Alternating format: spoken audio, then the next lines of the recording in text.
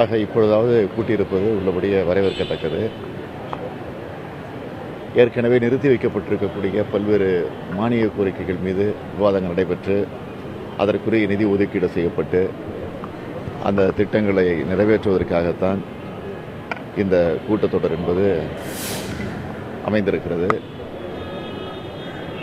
ஆனால் இப்பொழுது அதிமுகவில் இருக்கக்கூடிய சூழ்நிலைகளை பார்க்கிற நேரத்தில் அவைகளெல்லாம் நடைபெறுமா என்ற ஒரு கேள்விக்குறிதான் எழுந்திருக்கிறது.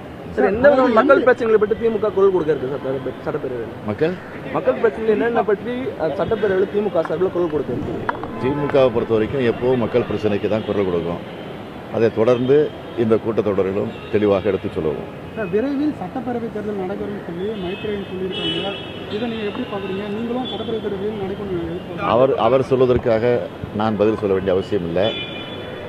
தமிழ்நாட்டு மக்களை பொறுத்த வரைக்கும் இந்த ஆட்சி உடனடியாக அப்புறப்படுத்தப்பட வேண்டும். உடனடியாக ஜனநாயக முறைப்படி தேர்தல் நடைபெற வேண்டும். அதன் மூலமாக ஒரு நல்ல ஆட்சி தமிழகத்தில் உருவாக வேண்டும் என்றுதான் மக்கள் எதிர்பார்த்து காத்துக் கொண்டிருக்கிறார். சார், தற்போது அதாவது நீங்கள் ஆட்சி மாற்றம் ஏற்படும் சொல்லியிருந்தீங்க. இந்த சூழலில் கடந்த சில நாட்களாக தமிழகத்தில் நடைபெற்று வரும் பிரச்சனைகள் பார்க்கும்போது கூடிய விரைவில் இந்த ஆட்சி மாற்றம் ஏற்படும் நீங்கள் நினைக்கிறீங்களா? எவ்வளவுக்கு அளவு மாற்றம் ஏற்படுமோ அந்த அளவுக்கு மக்களுக்கு நன்று. அதுதான்.